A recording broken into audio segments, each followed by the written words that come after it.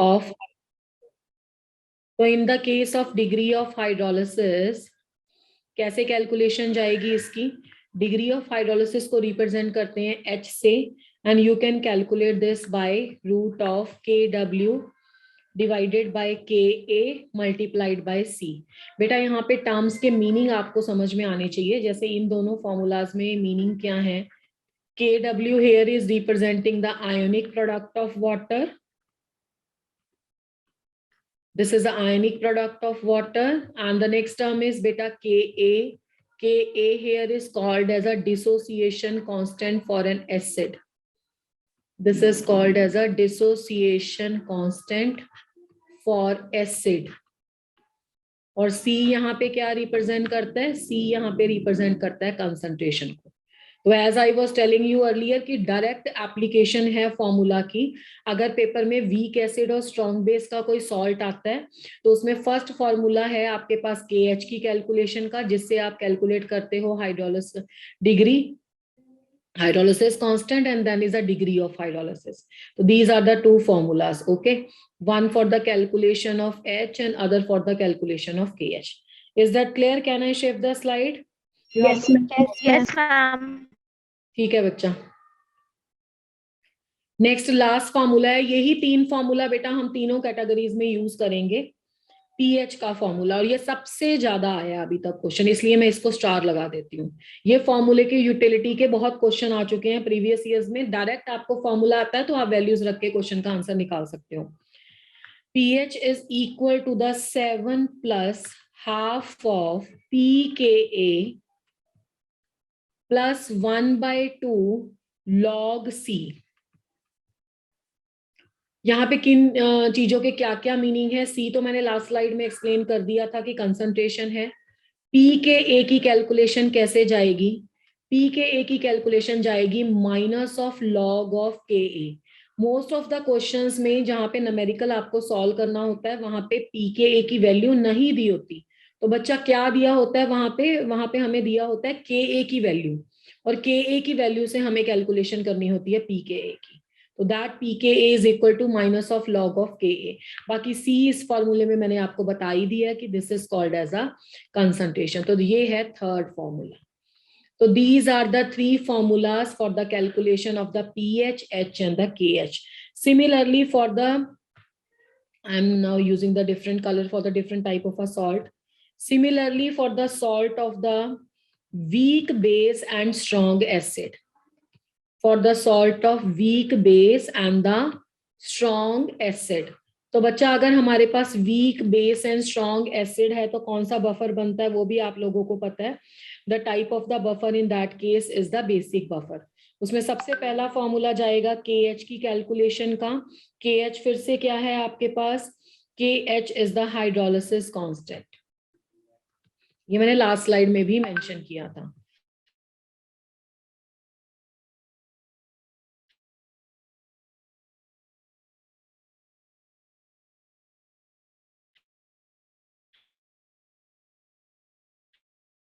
फिर से आपको क्लियर है? KW लास्ट स्लाइड में लिखा हुआ है मैंने कि this is the ionic product of water, and here we are having the KB। KB किसको बोलते हैं? Dissociation constant for a base.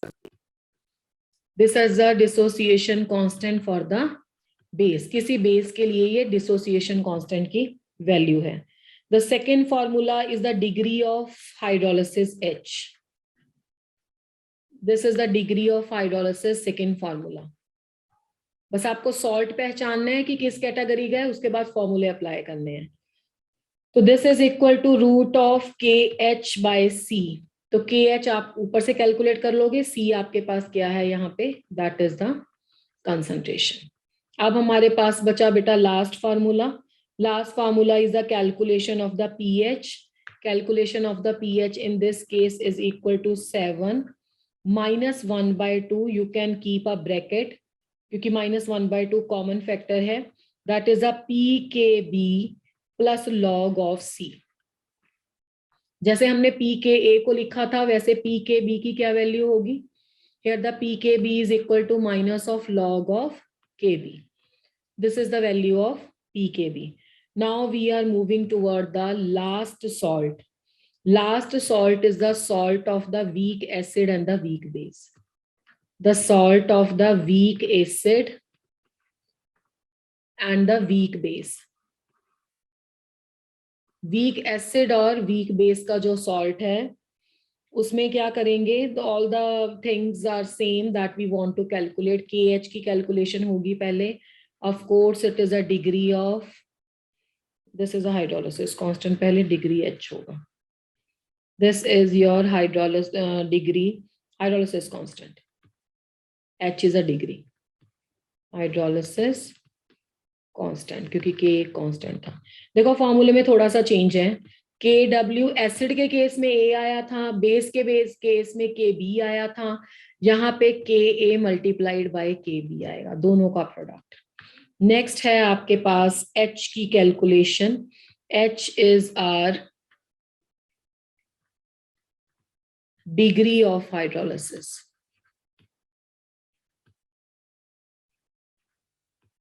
और डिग्री ऑफ हाइड्रोलिसिस का फॉर्मूला जिसको आप H बोलते हो, उसके फॉर्मूले में भी वही चेंज है. KW बाय अब आएगा KA into KB. Now the last formula is a pH. How can we go for the calculation of pH? तो in this case pH का फॉर्मूला जाएगा, pH would be equal to 7 plus half of pKa minus pKb. So this is all about. So these are the three formulas in every case. मैं इसमें circle mark कर देती हूँ last slide में भी. This is a second one and this is a first one. और उससे पिछले वाले में भी आपका this is the third one. This is your second one and this is your first. 1, 2, 3 in every case. Okay. So three formulas are there for the measurement of KH, H and the pH. तो ये बस एक topic कल pending रह गया था. Rest everything we had done for the equilibrium. फिर भी मैं आपको कुछ ना थ्योरेटिकली बता देती हूँ कि बोल के वर्बली कि कौन कौन से क्वेश्चंस आपके इस सेक्शन में से आ सकते हैं. सॉल्युबिलिटी प्रोडक्ट का डायरेक्ट क्वेश्चन आता है आपको, मतलब S का फॉर्मूला या KSP का फॉर्मूला आना चाहिए, उससे डायरेक्ट क्वेश्चन लगेगा आपका. एक आपका क्वेश्चन इसमें से बनता है कंजुगेट एसिड बेस लिखो, जिसकी क्लास में हमने बहुत अच्छे से प्रैक्टिस की है. एक इसमें क्वेश्चन आपका बड़े आराम से पीएच का बन जाएगा, पीएच की भी बहुत अच्छे से आपने किया है. एक हेंडरसन्स इक्वेशन. ये 4 टाइप के क्वेश्चन जेई के लिए इंपॉर्टेंट टॉपिक्स हैं. ये इनमें से फ्रिक्वेंटली आते रहे हैं. So this is all about the equilibrium chapter. The chapter that we are going to start is the states of matter.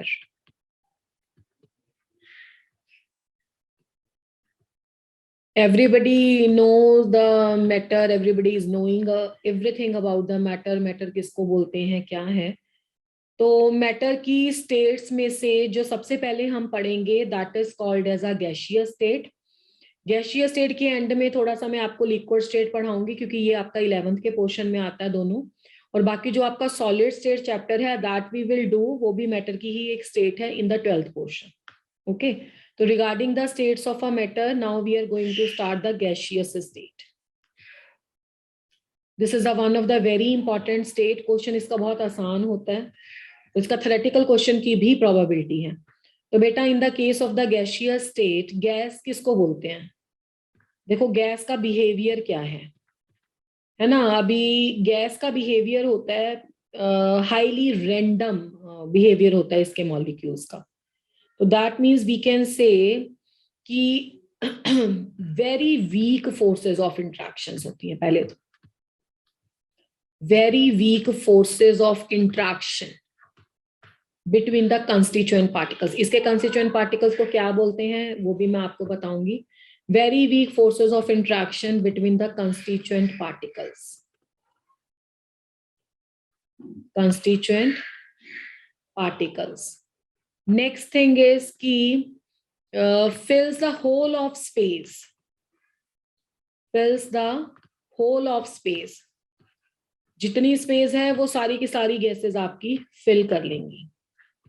और गैसेस के केस में कुछ भी चीज डेफिनेट नहीं होती. Neither definite shape, beta. Neither definite shape nor definite volume, nor definite volume, ना ही shape definite होती है और ना ही वॉल्यूम डेफिनेट होता है. तो these two things are not definite in the case of gas. And बाकी रिगार्डिंग द कंस्टिट्यूएंट पार्टिकल्स मैंने यहाँ पे लिखा. तो गैस के बिहेवियर को समझने के लिए, गैस को बहुत अच्छे से आपको स्टडी करना है, तो हमें गैस लॉज पे जाना पड़ेगा. और गैस लॉज से भी पहले we will study the one of the very very important theory that is called as a kinetic molecular theory of gases.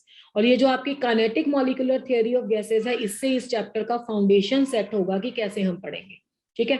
बहुत मैं आपको छोटी छोटी चीजें इसमें से, जैसे टेम्परेचर, प्रेशर, वॉल्यूम, इनकी क्या डेफिनेशन है, क्या यूनिट्स है, क्या कन्वर्जन है, ये जब हम क्वेश्चंस लेंगे ना, जब लॉस पढ़ लेंगे उसके साथ ही बता दूंगी.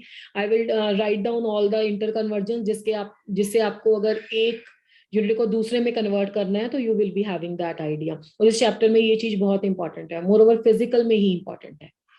तो पढ़े बेटा थियोरी, चले आगे. Yes, ma'am.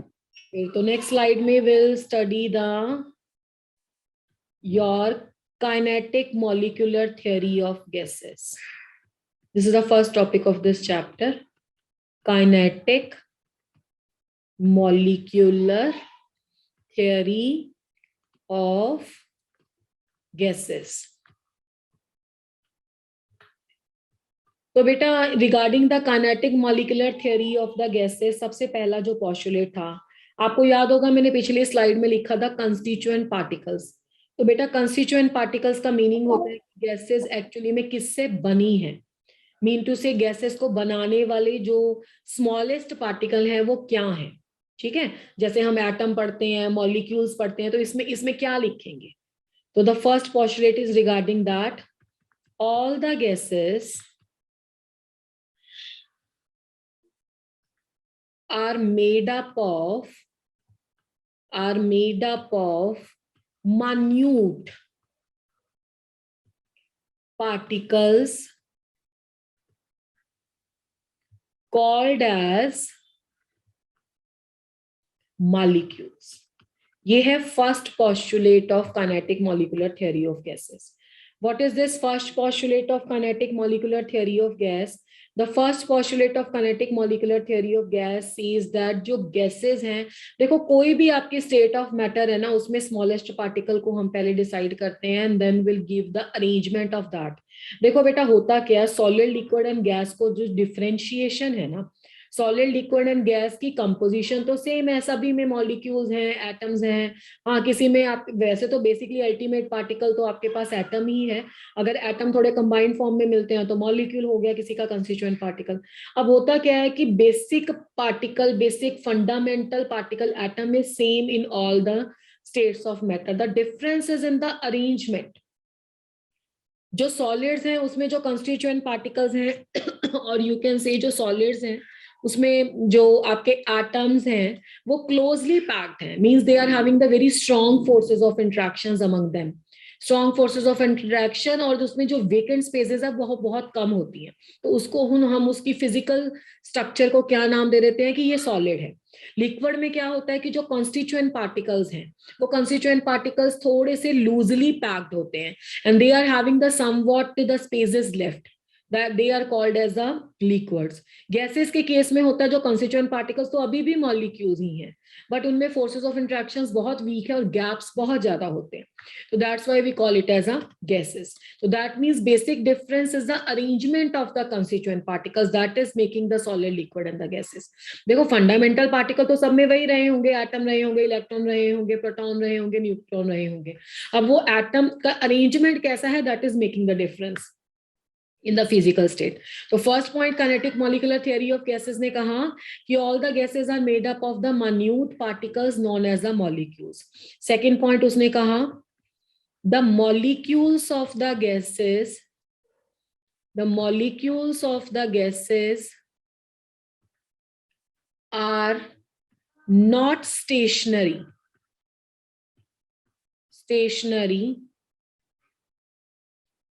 They are in the state of constant random motion, constant random motion. Gases को जो मॉलिक्यूल्स हैं वो कभी रेस्ट पे नहीं होते, वो क्या होते हैं, कांस्टेंट रैंडम मोशन में होते हैं। रैंडम मोशन है उनकी, दैट मींस एक कोई स्ट्रीमलाइन मोशन नहीं है कि एक ही डायरेक्शन में चलना है, कोई भी कहीं पे भी मूव कर लेता है, ठीक है। And the third point is during their random motion, during their random motion,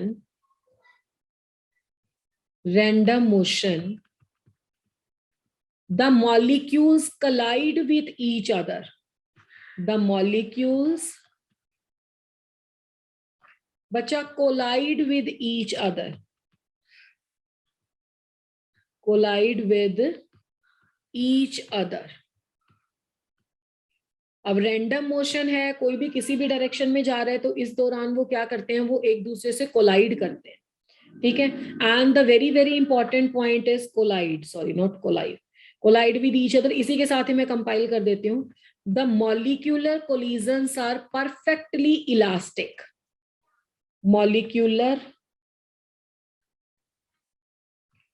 collisions are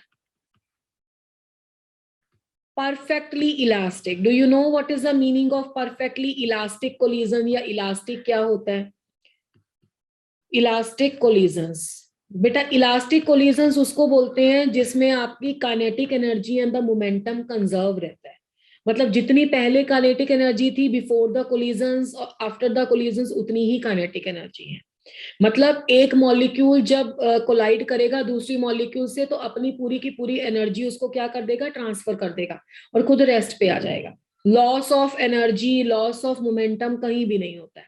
तो that is called as a perfectly elastic collisions. तो पहला पॉइंट उसने ये बोला कि भाई मॉलिक्यूल से बने हैं। सेकेंड थिंग इज कि मॉलिक्यूल स्टेशनरी नहीं होते, रेस्ट पे नहीं होते, they keep on collide moving. और मोशन भी कैसी है, रैंडम मोशन है।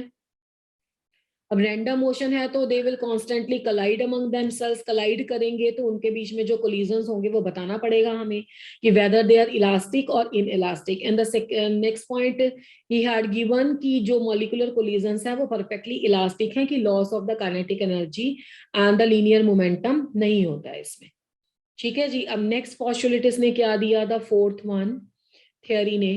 The fourth postulate is there are not any forces of interaction, any forces of interaction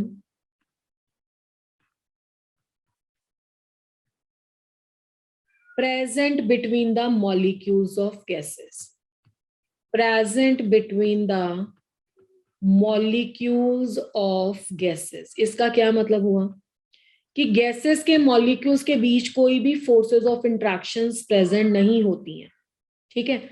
और इसका रीजन उसने एक ये भी बताया, वैसे मैं वो नेक्स्ट पोस्टुलेट लिखूंगी, कि गैसेस के मॉलिक्यूल्स इतने रैंडम होते हैं, एक दूसरे से इतनी दूर होते हैं कि उनमें इंट्रैक्शन बिल्कुल भी नहीं होता, ठीक है। तो इसने इस थ्योरी के according there are not any forces of interaction. जब मैं वर्ड इंट्रैक्शन यूज करती हूँ तो इसका मतलब है कि नो अट्रैक्शन नो रिपल्शन, ठीक है। मतलब ना ही अट्रैक्शन है ना ही रिपल्शन है, ये दोनों की दोनों कोई भी फोर्सेस प्रेजेंट नहीं होती between the molecules of gases.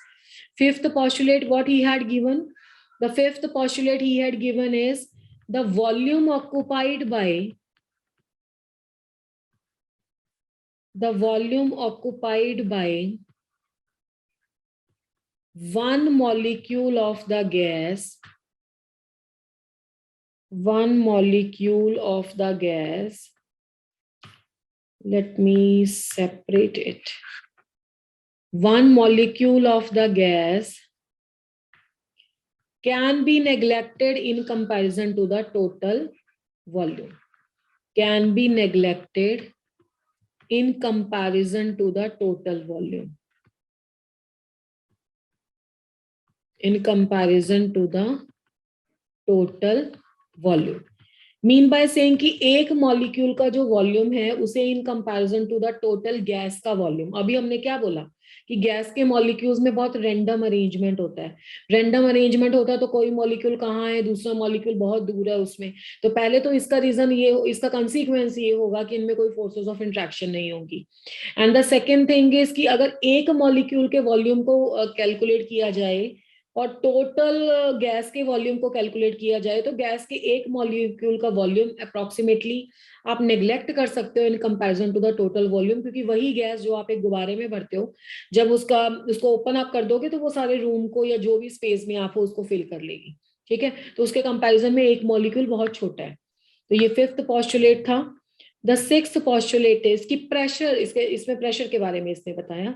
The pressure exerted by, क्योंकि देखो ये जो इतनी सारी बीच में स्पेस है between the molecules of gas, क्योंकि हम बार बार ये कह रहे हैं कि गैस के मॉलिक्यूल्स की रैंडम मोशन है, एक मॉलिक्यूल का वॉल्यूम उसने कहा कि टोटल के कंपैरिजन में नेग्लेक्ट किया जा सकता है, मतलब बीच में बहुत ज्यादा स्पेस है गैस के मॉलिक्यूल्स के बीच में, और इंटरमॉलिक्यूलर फोर्सेस बिल्कुल जीरो है। तो इसका ये मीनिंग हुआ कि gas can be compressed.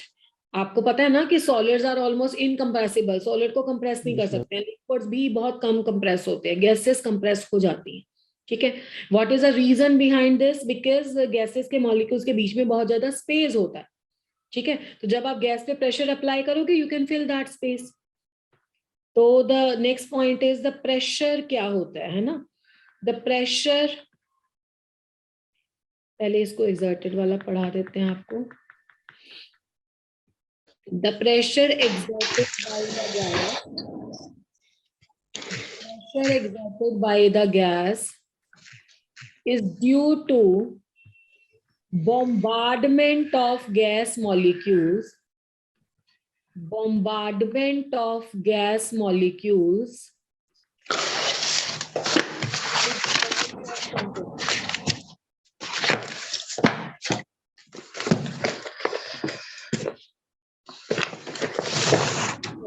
with the walls of container. Please be on mute. Molecules on the walls of container.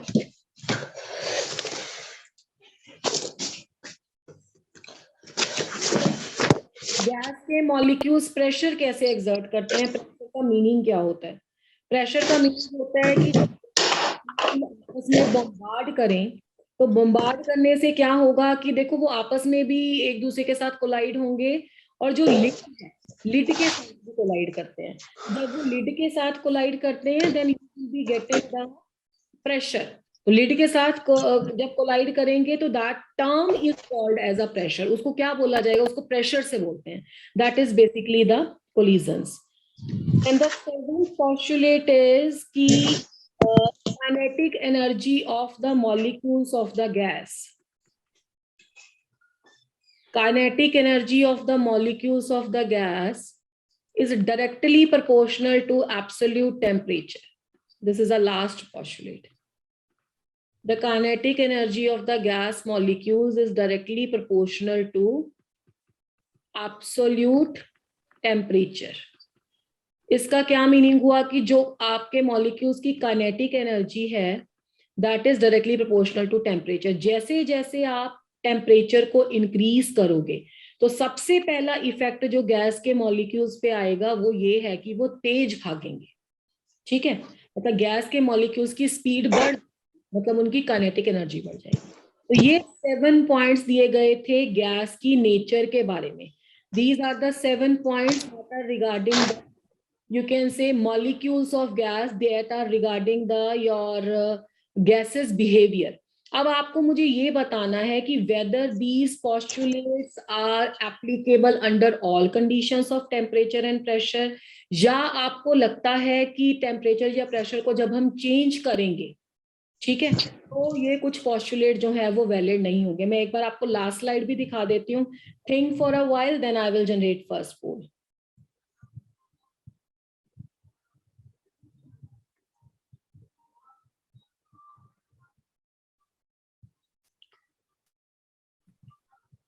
If you have seen that, तो can I? मैं फोर्थ पोस्टुलेट में। अच्छा, फोर्थ पोस्टुलेट आपको लगता है। मैं नेक्स्ट स्लाइड भी एक बार दिखा देती हूँ, आप देख लो। और उसके बाद टेम्परेचर एंड प्रेशर की वो कंडीशन को भी डिस्कस करेंगे कि किस टेम्परेचर पे बढ़ाने से या घटाने से क्या होता है। सब बच्चों ने देख लिए? Yes ma'am.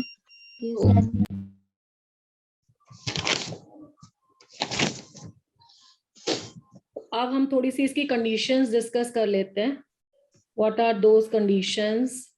देखो, these are the 7 postulates that we have used in the case of the behavior of the gases को explain करने के लिए। अब जब तो आपके पास होता है low pressure and the high temperature, low pressure and high temperature पे क्या होगा? All the postulates are valid.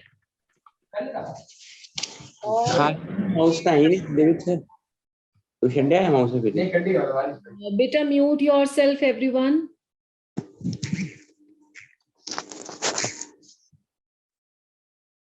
All the postulates are valid.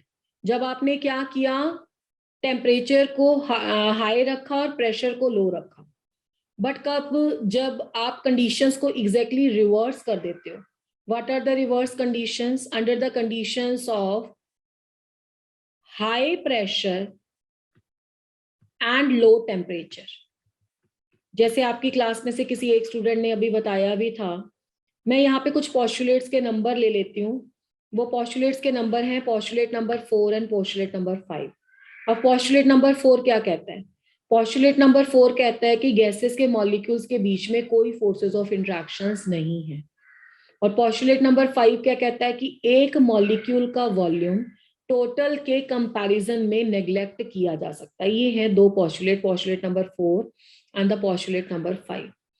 अब क्या होता है कि आपके पास ये दो पोस्टुलेट कब ओबे किए जा सकते हैं बेटा?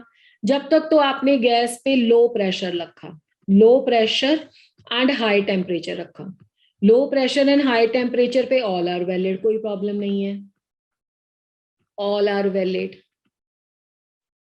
But when you are keeping the conditions reverse, all the postulates are valid और ऐसी गैस का हमने नाम रख दिया ideal gas, and that behavior is called as a ideal behavior। ठीक है, आइडियल बिहेवियर मतलब वो बिहेवियर जिसमें आपके सारे के सारे मॉलिक्यूल, सारे पोस्टुलेट्स को under all the conditions temperature obey करते हैं, तो ऐसी आइडियल गैस हो गई। ठीक है, अब अगर हमने कंडीशंस क्या कर दी, कंडीशन कर दी हमने high pressure and low temperature, तो what would happen under these conditions? जब हमने गैस पे प्रेशर अप्लाई कर दिया तो इसका डायरेक्ट कॉन्सिक्वेंस क्या आ जाएगा कि इंक्रीज इन द वॉल्यूम हो जाएगा, sorry decrease in the volume हो जाएगा, इंक्रीज इन द प्रेशर से। अब डिक्रीज इन द वॉल्यूम हो गया तो मॉलिक्यूल्स पास पास आ जाएंगे। तो इसका मीनिंग ये हुआ कि whenever the molecules come close to each other then there starts some forces of interaction. तो फोर्सेस ऑफ इंटरेक्शंस भी उनमें कुछ अराइज हो जाएंगी। और secondly, in that case the molecule, one molecule's volume cannot be neglected, cannot be neglected in comparison to total, in comparison to total। Total के comparison में आप एक मॉलिक्यूल के वॉल्यूम को तब नेग्लेक्ट नहीं कर पाते। So that type of the behavior we'll study in the next few slides. That is called as a real behavior। ठीक है, ये हम आगे जाके स्टडी करेंगे। अभी तो मैंने जस्ट पोस्टुलेट पढ़ाई है तो इसका लेआउट दे दिया। I am again repeating, gases के बिहेवियर के बारे में जो बोला गया था, अगर सारे बिहेवियर, सारे पोस्टुलेट, हर गैस हर टेम्परेचर प्रेशर पे ओबे करती है तो वो आइडियल बिहेवियर होता है गैस का। पर देखा क्या गया कि लो प्रेशर और हाई टेम्परेचर पे तो ये सारे ओबे हो रहे थे, मतलब gas is behaving at as a ideal gas under the conditions of low pressure and high temperature. But when you are reversing the conditions, when you are reversing it like high pressure and the low temperature, under those circumstances ये जो behavior था वो change हो गया. ये कहाँ से कहाँ आ गया? ये ideal gas से real behavior तक आ गया. ठीक है, तो पहले हम इसी को थोड़ा स्टडी कर लेते हैं, इसके postulates के basis पे कैसे कैसे laws आते हैं and all. Then we'll give this explanation in detail.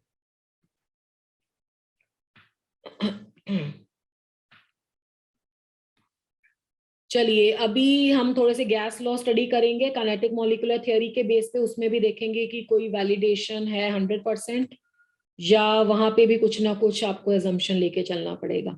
अभी तो सिर्फ पोस्टुलेट्स के केस में हमने देख लिया है कि ये 100% ओबे नहीं होते under all conditions of temperature and the pressure. तो now we are going to start the gas laws, और गैस लॉ से न्यूमेरिकल आता है, पिछले वाले पोर्शन से तो थ्योरेटिकल कंसेप्ट आता है. तो now we are moving toward the gas laws. Gas laws में बेटा सबसे पहले आया था साइंटिस्ट रॉबर्ट बॉयल, 1662 की बात है ये, उसने सबसे पहले दिया था बॉयल्स लॉ. Boyle's law. अब क्योंकि आप थर्मोडायनामिक्स पढ़ चुके हो, काफी आइडिया है आपको थर्मोडायनामिक्स का, तो थर्मोडायनामिक्स में मैंने आपको थर्मोडायनामिकल वेरिएबल्स करवाए थे. व्हाट आर द थर्मोडायनामिकल वेरिएबल्स, या जिसको आप स्टेट वेरिएबल्स भी बोलते हो, that are your temperature, pressure and the volume. These three thermodynamical variables, thermodynamical properties, these three are the state functions.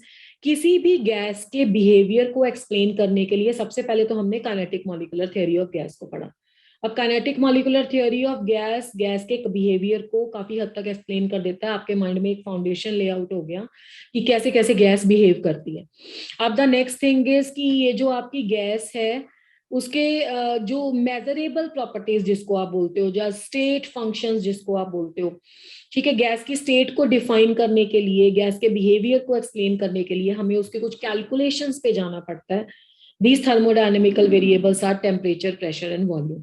और देखा क्या गया कि गैस के 3 थर्मोडायनेमिकल वेरिएबल में से अगर किसी एक को हम कांस्टेंट रख दें तो बाकी 2 में कुछ ना कुछ रिलेशनशिप था. ठीक है, उस रिलेशनशिप से हम गैस की नेचर को और जज कर सकते हैं. तो बॉयल्स लॉ क्या कहता है, उसने क्या किया, out of all these 3 variables he used the temperature as a constant factor. So what is the definition of this law? It states at constant temperature the volume of given mass of gas, the volume of given mass of gas is inversely proportional to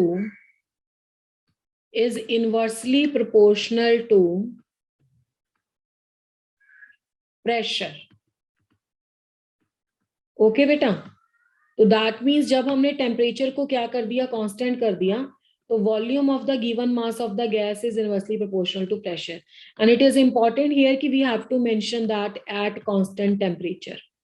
all this is happening at a constant value of the temperature, जिसमें temperature change नहीं हो रहा. और ये आप बड़े अच्छे से आप इसको you can imagine this situation also कि अगर मैं गैस, देखो मैंने लिखा है यहाँ पे for a given mass of gas, मतलब अगर हम गैस की और क्वांटिटी ऐड नहीं कर रहे हैं, अगर मेरे पास गैस है ना, उसमें मैंने ना तो टेम्परेचर इंक्रीज किया है ना गैस की क्वांटिटी इंक्रीज की है, मींस टेम्परेचर कांस्टेंट है. तो अगर उस गैस पे आप क्या कर रहे हो, अगर उस गैस पे आप पिस्टन लगा के प्रेशर डाल रहे हो तो ऑब्वियसली उसका वॉल्यूम क्या हो जाएगा, डिक्रीज हो जाएगा. आपको याद होगा थर्मोडायनेमिक्स में भी मैंने जो वर्क का साइन है dW is equal to P external into dV, उसमें मैंने ये साइन माइनस का इसीलिए इंट्रोड्यूस किया था कि जैसे जैसे प्रेशर एक्सटर्नल बढ़ता है वॉल्यूम उस केस में घट जाता है. ठीक है ना, मतलब इन दोनों का इनवर्स रिलेशनशिप होता है. Volume is inversely proportional to the pressure. When you will remove this sign of proportionality you will introduce some constant, that is the K sign of proportionality over here. उसकी कुछ ऐसी constant value नहीं है जो आपको कुछ इसमें learn करनी है. तो this is only constant factor K you have to put over here divided by P. तो बच्चा अभी भी टेम्परेचर क्या है, कांस्टेंट है थ्रू आउट द प्रोसेस. मतलब ये प्रोसेस किस कंडीशंस में है, थर्मोडायनेमिक्स की सेंस में बोले तो ये आइसोथर्मल प्रोसेस है. ठीक है ना, और इसका ग्राफ भी बिल्कुल वैसे ही बनेगा. तो बट बेटा इसमें PV की वैल्यू क्या आ गई, PV की वैल्यू K कांस्टेंट. ठीक है, the value of the P into V is a constant. This is your equation and that particular equation PV is equal to constant, इसे बोला जाता है Boyle's equation. This is called as a Boyle's equation. अब इस equation की मैं आपको एक और फॉर्म बता देती हूँ. This is also the one of the form, पर इससे न्यूमेरिकल कैसे सॉल्व होगा. अगर मैंने कोई एक लिया आपका, जैसे कई बार लास्ट स्लाइड करना है एक सेकंड. हाँ हाँ रुको. जैसे अभी मैं थेरेटिकली बता देती हूँ, नेक्स्ट स्लाइड पे लिखूंगी. जैसे आपको मैं कोई न्यूमेरिकल की बात बता देती हूँ. वो बोलता है कि एक गैस थी, इतना कांस्टेंट टेम्परेचर था, उसका इनिशियल प्रेशर. ओके बेटा. Initial pressure. ओके जी. इनिशियल प्रेशर इतना है, इनिशियल वॉल्यूम मैंने उसका इतना रखा, बाद में प्रेशर इतना हो गया, तो वॉल्यूम कितना होगा. ठीक है. तो जब आपके पास स्टेट 1 आएगी, तो इसको मैं स्टेट 1 लिख देती हूँ. स्टेट 1 के केस में मान लो गैस का, बेटा इक्वेशन देखो, इक्वेशन थी PV is equal to constant. ठीक है ना. तो पहले केस में मान लो आपके पास प्रेशर P1 था और वॉल्यूम V1 था. तो ये था बच्चा कांस्टेंट. तो P1 V1 is equal to constant. ये इक्वेशन एप्लीकेबल होगी because your law is PV is equal to constant. तो आप दोनों स्टेट्स पे ले सकते हो. इसको स्टेट 1 लिख सकते हो, इनिशियल स्टेट लिख सकते हो, व्हाटएवर. सेकेंड केस में P2 is equal P2 V2 is equal to constant है ना. और इसमें एक और कांस्टेंट क्या है, टेम्परेचर कांस्टेंट है. तो अगर आप इन दो इक्वेशंस को स्टडी करो, इन दोनों इक्वेशंस की राइट हैंड साइड कांस्टेंट है, तो ऑब्वियसली लेफ्ट हैंड साइड बराबर होगी. P1 V1 is equal to P2 V2. तो बेसिकली ये वाला फॉर्मेट यूज होता है क्वेश्चन सॉल्व करने के लिए. और आपको पहचानना क्या होता है न्यूमेरिकल में, पहचानना होता है बेटा कांस्टेंट ऑफ टेम्परेचर. ठीक है ना. कांस्टेंट टेम्परेचर आपको वहां पे पहचानना है. P1 V1 is equal to P2 V2 में से कोई 3 वेरिएबल, 3 आपके पास होंगे नोन वेरिएबल्स और एक होगा आपके पास अननोन. ठीक है. अननोन को कैलकुलेट करना है. अननोन में वो P2 भी पूछ सकता है और V2 भी पूछ सकता है. Temperature constant is there. तो this is your Boyle's law. और बड़ा ऑब्वियस सा बिहेवियर है ये गैस का. Everybody is knowing about this fact. इसका देखो ग्राफिकल रिप्रेजेंटेशन कैसे होगा, कैसा ग्राफ आएगा. रिगार्डिंग द ग्राफिकल रिप्रेजेंटेशन बेटा, वैसे तो ये बात आपको पता है कि work done P into DV होता है और हम इंटीग्रेशन से उसे ऑब्टेन करते हैं. तो the another way of obtaining the work done is the area under the PV curve. ठीक है. अभी आप देखना, मैं अभी बना रही हूँ. मान लो बेटा इसमें से एक डिपेंडेंट वेरिएबल होता है, एक इंडिपेंडेंट वेरिएबल होता है. सबको ये बात पता है. जैसे एक इक्वेशन लिख लूं मैं, y is equal to 2x plus 3. तो x की values I am use to give the any of the constant value of x. कुछ भी रख लूं मैं, y की वैल्यू उस x के आंसर पे डिपेंड करेगी. ठीक है. तो हम क्या कर रहे थे, हम प्रेशर इंक्रीज कर रहे थे या डिक्रीज कर रहे थे. तो प्रेशर को मैं इस साइड पे ले लेती हूँ और v उस पे डिपेंड कर रहा था, इसको इस साइड ले लेती हूँ. Otherwise you can also interchange them. तो आपके पास इक्वेशन कैसी आएगी, P और V में कैसा रिलेशनशिप था, P is equal to K by P था, K बाय V था ना. तो the type of the graph is this, parabolic type of graph is there. इस ग्राफ से देखो आप इलेबोरेट भी कर सकते हो जो आपने स्टेटमेंट लिखी है ना. इस पॉइंट ग्राफ पे कोई 2 पॉइंट ले लो. Let me take the 2 points like A and B. इस पे बेटा प्रेशर एंड वॉल्यूम की वैल्यू कैलकुलेट करो. देखो इसमें A वाले पॉइंट में मान लो प्रेशर P1 है और वॉल्यूम V1 है. तो प्रेशर तो ये वाला पोर्शन होगा इसका, वॉल्यूम V1 अब ये वाला पोर्शन होगा. अब B वाला पॉइंट देख लो, इसको व्हाइट कलर से ले लेते हैं. B वाले पॉइंट के कॉरेस्पॉन्डिंग ये होगा आपके पास वॉल्यूम और ये होगा आपके पास कॉरेस्पॉन्डिंग, ये प्रेशर की टर्म आ गई. ये आ गया आपका P2 एंड द V2. अब देखो जहां पे प्रेशर की वैल्यू ज्यादा है वहां पे वॉल्यूम की वैल्यू कम है. जहां पे आपके पास वॉल्यूम की वैल्यू ज्यादा है वहां पे प्रेशर की वैल्यू कम है. तो this is the type of the graph which is showing the correct relationship between the V and the P. तो this is a parabolic type of graph. Let us suppose कि आपको graph आ गया P into 1/V के बीच में. तो बेटा P और V तो इनवर्सली रिलेटेड है, पर P एंड 1/V तो डायरेक्टली रिलेटेड है ना. तो in that case the graph would be the straight line. ठीक है. इस केस में ग्राफ क्या होगा, वो स्ट्रेट लाइन फॉर्म में होगा. एंड ये जो आपके पास ग्राफ है, जैसे मैंने AB पॉइंट लिया है, अब AB पॉइंट के बीच में जो कर्व होगी, जैसे जहां पे ये मेरा कर्सर जा रहा है, ये वाली बेटा जो कर्व है ना, ये कर्व के अंडर का एरिया रिप्रेजेंट करता है वर्क डन. गैस के केस में जब V1 to V1 V2 volume आया, या आप कंप्रेशन एक्सपेंशन कुछ भी ले सकते हो, वो प्लस माइनस अपने आप एडजस्ट हो जाएगा. या V2 टू V1 आपका वॉल्यूम आया गैस के केस में, तो जितना वर्क डन हुआ that is given by the area under the pressure volume curve. Okay, तो this is a first law, Boyle's law. और इसमें बस आपको ये याद रखनी है, एक तो इक्वेशन, एक टेम्परेचर कांस्टेंट की कंडीशंस, एंड इसका मीनिंग क्या है लॉ का। Is that clear? Yes, ma'am. Yes Yes, ma'am. ma'am. ठीक है बेटा, नेक्स्ट लॉ पे चलते हैं। नेक्स्ट लॉ है Charles law. Charles law basically Gay Lussac और चार्ल्स दोनों ने मिलके दिया था ये। अब ये लॉ क्या कहता है, अगेन मैं यहाँ पे फ्रेमवर्क सेट कर देती हूँ कि पीवीटी में से कोई एक फैक्टर को कांस्टेंट रखना है और बाकी दो का रिलेशनशिप स्टडी करेंगे हम एक दूसरे के साथ। तो out of the P we and T in this law which is kept constant, भाई किसको हम कांस्टेंट रखते हैं इसमें? Volume. वॉल्यूम के नहीं रखते हैं, प्रेशर को रखते हैं। Pressure. हाँ जी हाँ जी, एट प्रेशर बेटा, ठीक है, एट कांस्टेंट प्रेशर। देखो इस लॉ में प्रेशर को अगर मैं चेंज ना करूं, गैस पे कुछ प्रेशर हम नहीं डाल रहे हैं, या एक कांस्टेंट एक्सटर्नल प्रेशर है जिसे हमने जब थर्मोडायनेमिक्स पढ़ा था तो P external is equal to P से डिनोट किया था। तो बेटा अगर प्रेशर कांस्टेंट रख दिया जाए तो बाकी के जो दो वेरिएबल हैं उनमें क्या रिलेशनशिप होगा? वो तो सबको पता है कि जैसे जैसे गैस को हीट करोगे तो वॉल्यूम बढ़ता है ना, तो ये तो पता ही है कि गैस को हीट करोगे तो गैस क्या होएगी, एक्सपेंड होएगी, गैस का वॉल्यूम बढ़ जाएगा। चार्ल्स ने ये कैलकुलेशन भी करके बताया था कि कितना वॉल्यूम चेंज, कितना टेम्परेचर चेंज करने से कितना वॉल्यूम चेंज आता है। तो I am going to elaborate the law in that sense only, ये इंपॉर्टेंट है। At constant pressure the volume of given mass of gas, मतलब इसने जो काम किया था ना, इसने क्वालिटेटिव काम किया ना बॉयल्स ने, इसने क्वालिटेटिव प्लस क्वांटिटेटिव, मतलब ये भी बताया था कि कितना बढ़ रहा है कितना घट रहा है, किसको चेंज करने से, टेम्परेचर को चेंज करने से volume. Eight constant pressure the volume of given mass of gas, the volume of given mass of gas increases or decreases by 1/273 of its initial volume for each degree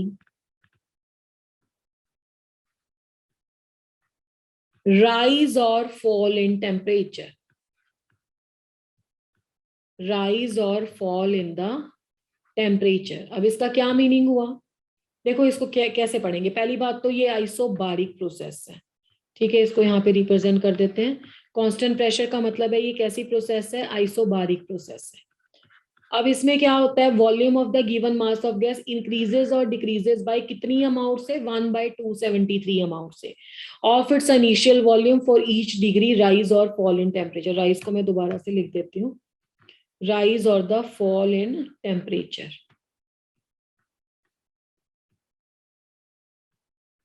ठीक है, यानी कि आप एक भी डिग्री टेम्परेचर अगर rise करोगे, increase करोगे, बढ़ाओगे, तो 1/273 टाइम्स हो जाएगा इनिशियल वॉल्यूम से अपना ओरिजिनल वॉल्यूम, मतलब 1/273 टाइम्स इंक्रीज हो जाएगा। ठीक है, अब देखते हैं कि इसको कैसे डिराइव करेंगे। Let me take a derivation part of this.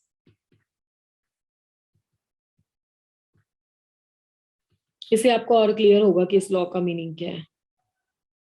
Late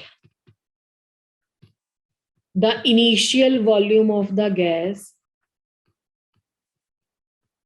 let the initial volume of the gas is equal to V naught। मान लो गैस का इनिशियल वॉल्यूम है V naught for 1 degree centigrade rise in temperature। अगर मैंने 1 degree centigrade temperature rise किया तो क्या हुआ, तो पहले वॉल्यूम इतना था, ये 1/273 हो गया इसके कंपैरिजन में। Now 40 degree centigrade rise in temperature, अगर मैंने पहले के कंपैरिजन में T degree centigrade temperature rise किया तो क्या हुआ, V naught 1/273 multiplied by T degree centigrade. अब ये तो हुआ राइज इन टेम्परेचर। अब फाइनल वॉल्यूम कैसे आएगा, फाइनल वॉल्यूम, फाइनल वॉल्यूम आएगा initial volume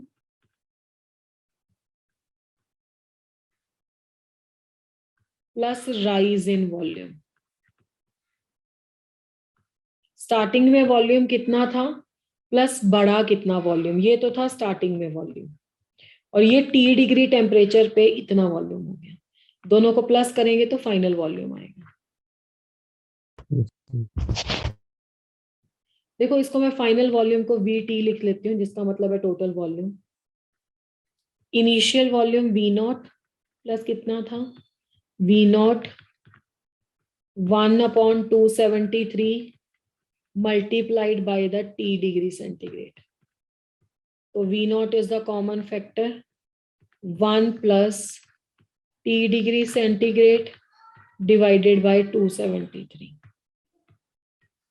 V naught 273 common आ जाएगा और यहाँ पे फैक्टर बनेगा 273 plus T degree centigrade. This is your VT। ये बन जाएगी इक्वेशन। अब इस इक्वेशन से हमारे पास एक नई टर्म ओरिजिनेट होगी। वो नई टर्म क्या है, देखो किसी भी डिग्री सेंटीग्रेड टेम्परेचर में, किसी भी डिग्री सेंटीग्रेड टेम्परेचर में अगर आप 273 की टर्म ऐड कर दोगे, मोर ओवर ये फैक्टर 273.15 था और हमने 1/273 लिख दिया, तो 273.15 है ये एक्चुअली में। 273 की टर्म ऐड कर दें तो वो टेम्परेचर बदल जाता है केल्विन में। पता है ना आपको ये Kelvin scale, this is called as a Kelvin scale बेटा। तो T केल्विन का मतलब है टेम्परेचर इन केल्विन, इसको मल्टीप्लाई मत पढ़ना, टेम्परेचर इन द केल्विन। तो यही टर्मिनोलॉजी हमें यहाँ पे यूज करनी है। VT का मतलब है टोटल वॉल्यूम, इसमें भी मल्टीप्लाई नहीं है, तो VT total volume is equal to V naught, यहाँ पे टेम्परेचर इन द केल्विन आ जाएगा, डिवाइडेड बाय 273। तो ये बन जाएगी आपके पास equation.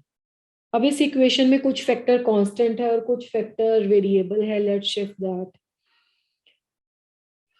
VT volume divided by TK temperature in kelvin. अब यहाँ पे क्योंकि यहाँ पे तो टेम्परेचर यूज करोगे तभी आपके पास एडजस्ट होकर वैल्यू केल्विन में आएगी ना, जितना भी टेम्परेचर होगा। ये चेंज होगा तो ऑब्वियसली ये भी चेंज होगा, बाकी ये दो फैक्टर तो कांस्टेंट ही है। कांस्टेंट वाले एक साइड पे रख लेते हैं। ये कांस्टेंट है तो इसको कुछ कांस्टेंट ले दो, से T नॉट, ये भी तो कांस्टेंट है ना एक, तो V not by T not. तो इससे जो राइट हैंड साइड वाला सेक्शन है वो क्या हो जाएगा, कांस्टेंट हो जाएगा। तो V not by T not is a constant. तो अब आपके पास ये बन गई इक्वेशन अल्टीमेटली, जिसका मीनिंग ये हुआ कि VT by V by TK by TK is equal to constant. और अगर इस इक्वेशन को आप देखोगे तो VT is equal to temperature in kelvin multiplied by constant आ जाएगा। तो यहाँ से आपको आइडिया हो जाएगा कि VT और TK तो वैसे ही हमने लिखा है total volume and the temperature in kelvin clarity के लिए, अदरवाइज तो वॉल्यूम और टेम्परेचर ही तो है।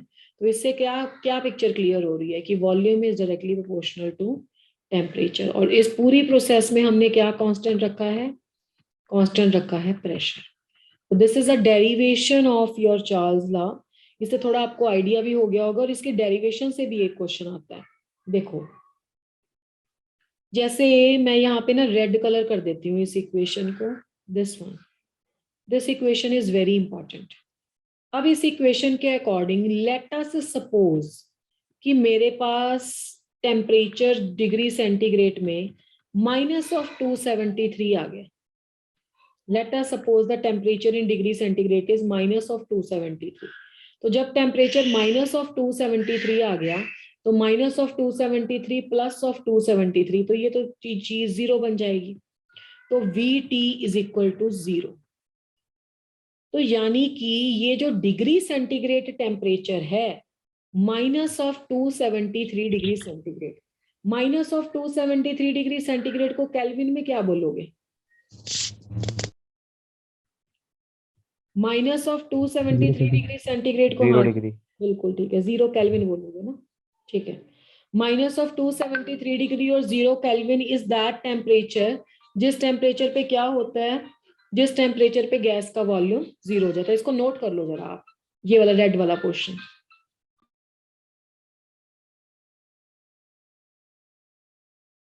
Done ma'am. Done ma'am.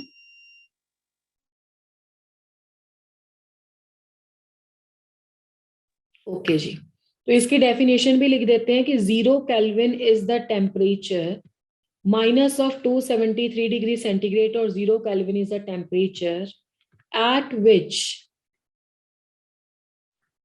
which Vt is equal to 0।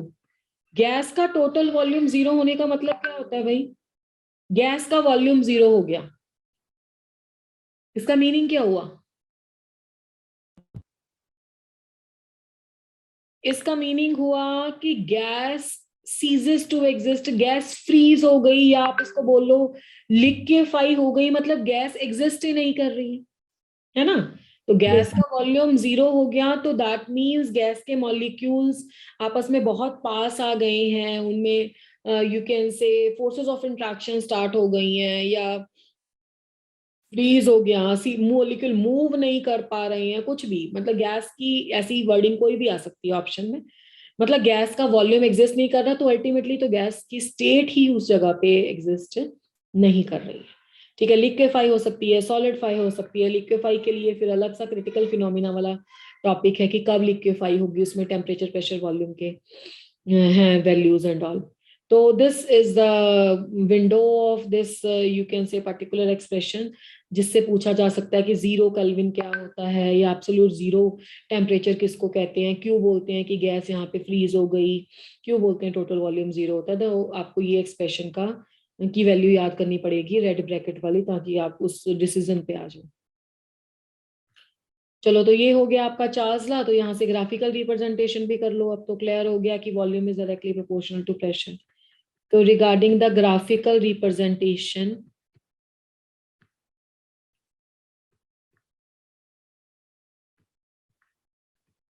regarding the graphical representation, if this is the volume and this is the temperature, तो this is a graph directly proportional, और यहाँ पे क्या है, at constant pressure। ठीक है, हाँ इसकी एक इक्वेशन भी बना सकते हो, जैसे आपने यू कैन से उसके लिए बनाई थी ना आप बॉयल्स लॉ के लिए, you can say V1/T1 is equal to V2/T2 under the conditions of constant pressure। ठीक है, तो कांस्टेंट प्रेशर्स की कंडीशन पे आपके पास ये जो इक्वेशन बनी, इसे बोलते हैं Charles equation, that is called as a Charles equation. Is that clear बेटा? Yes ma'am. चलो ठीक है, तो यहाँ से हमने बॉयल्स लॉ भी डन, चार्ल्स लॉ भी डन। नेक्स्ट है third, Avogadro's law.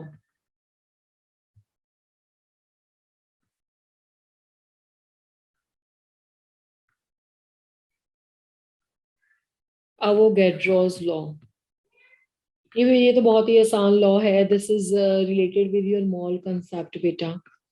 This law states that the under similar conditions of temperature and pressure, under similar conditions of temperature and pressure, अब इसमें हमने दोनों ही चेंज नहीं किए, equal volume of all gases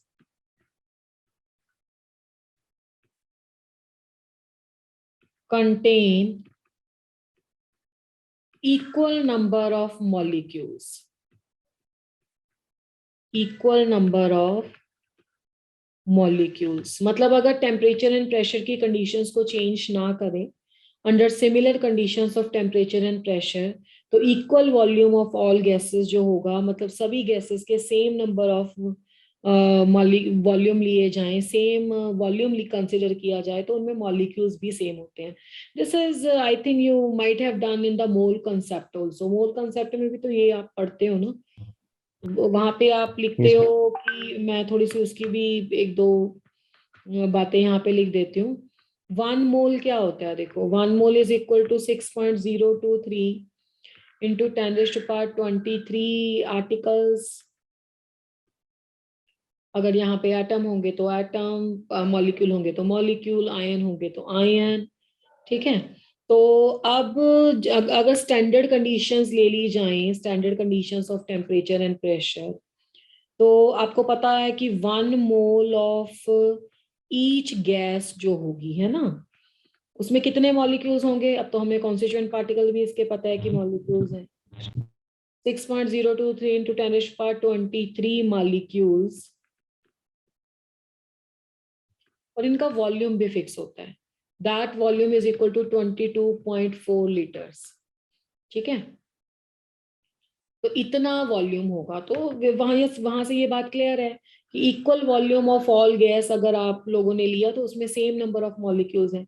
volume करोगे तो वहां पे नंबर ऑफ मॉलिक्यूल्स भी चेंज होते जाएंगे, तो V is directly proportional to N आ जाएगा ये. ठीक है. तो V is directly proportional to N. यहाँ पे कंडीशंस क्या रही? At the constant conditions of temperature and pressure. तो यहाँ पे कांस्टेंट रहा टेम्परेचर एंड प्रेशर. अब बाकी के जो लॉस थे उसमें क्या कांस्टेंट था?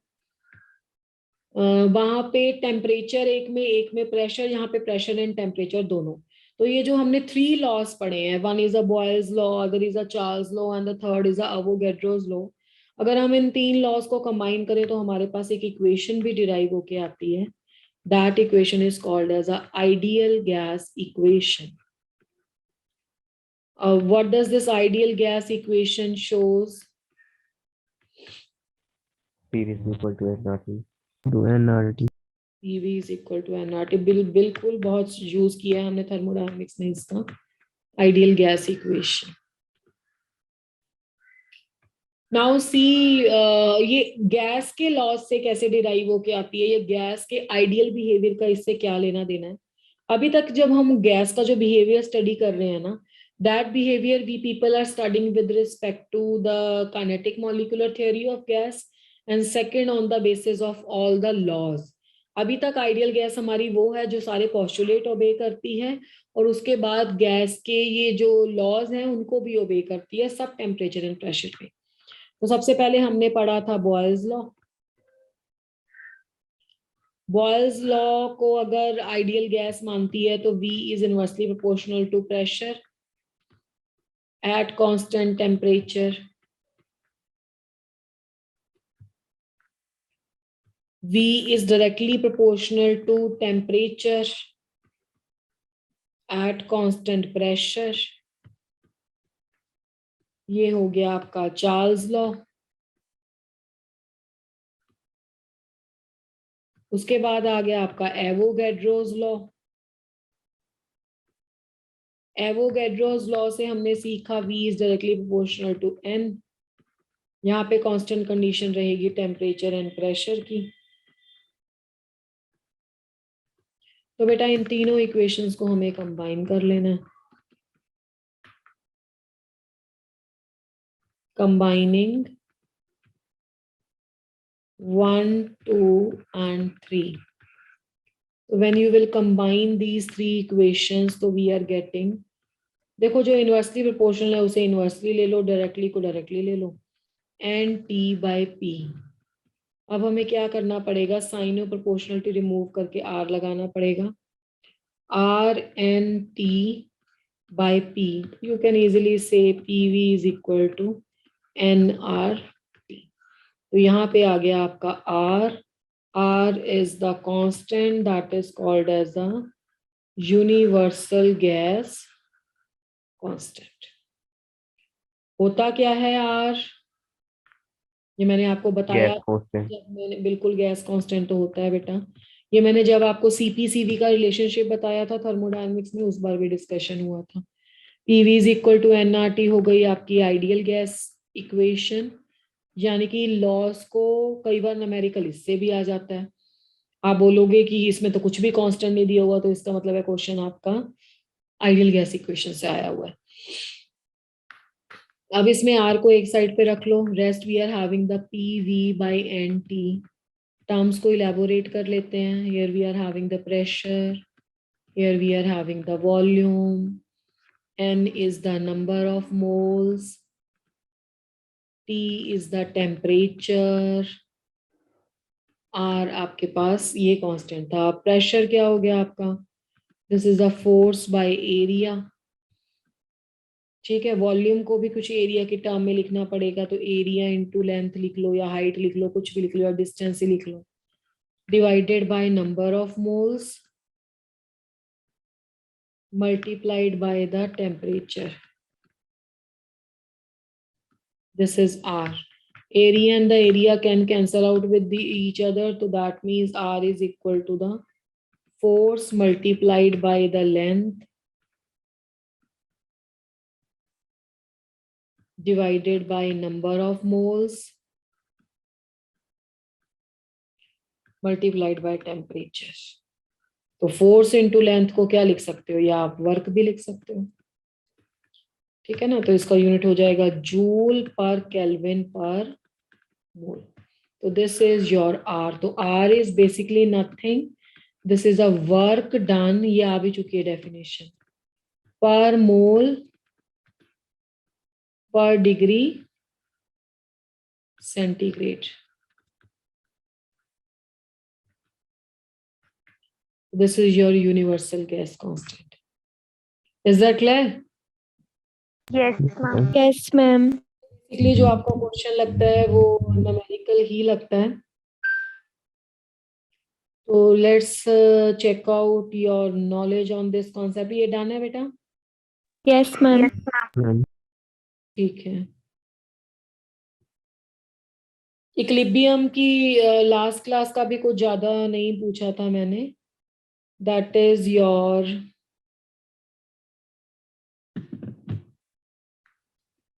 First question.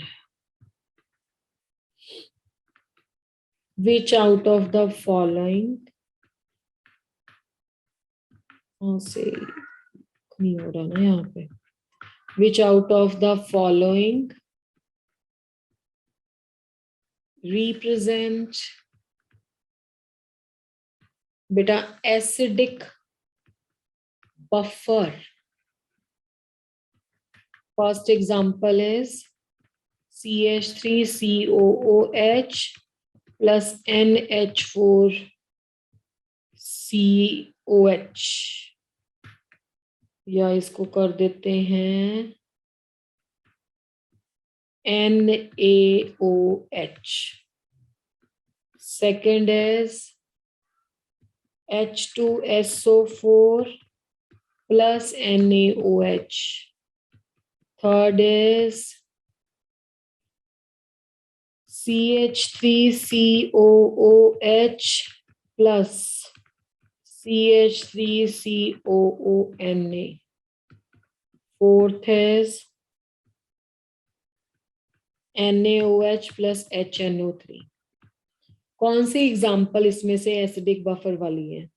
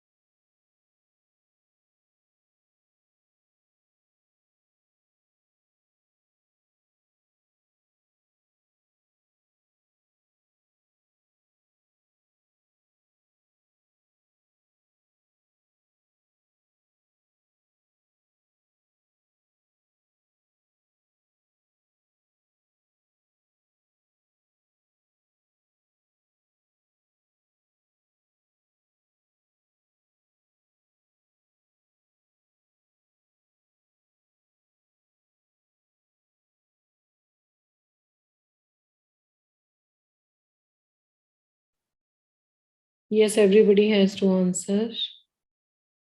Two students have given the correct answer in the chat box.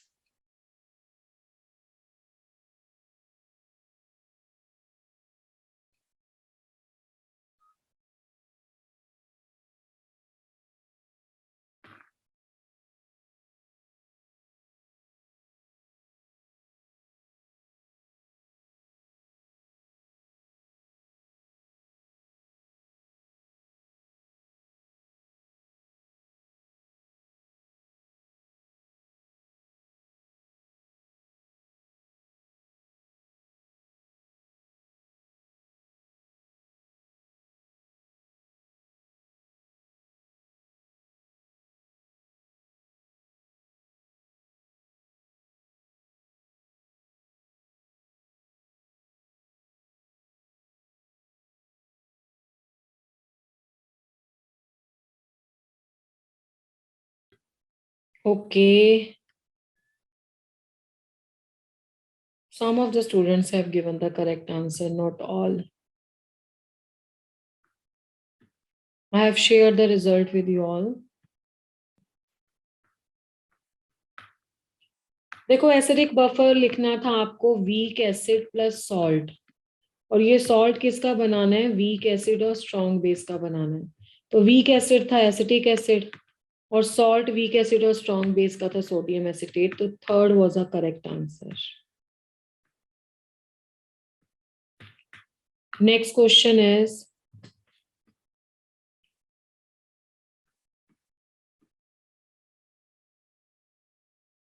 KW is related, चलो वैल्यू पूछते हैं पहले आपसे, रिलेशन फिर पूछेंगे।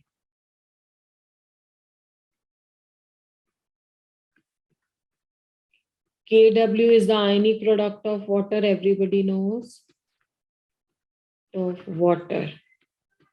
Its value at 350 Kelvin would be, ये can be approx। पहला ऑप्शन है बेटा -14 concentration square, -15 concentration square, 10⁻⁻13 concentration square, or D is 10⁻⁻7 concentration square. Quickly, you have to give the answer.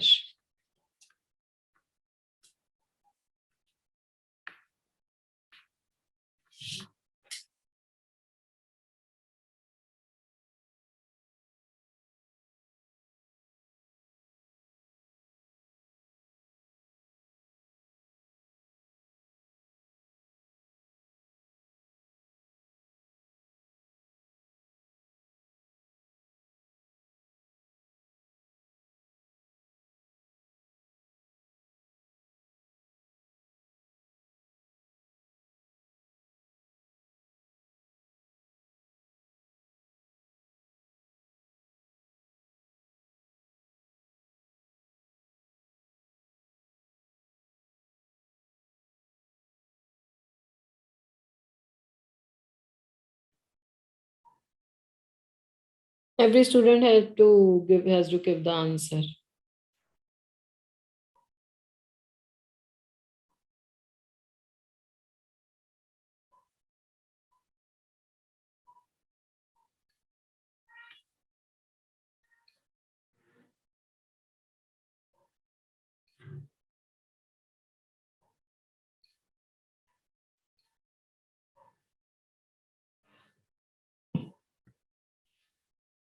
Mixed answer है, okay?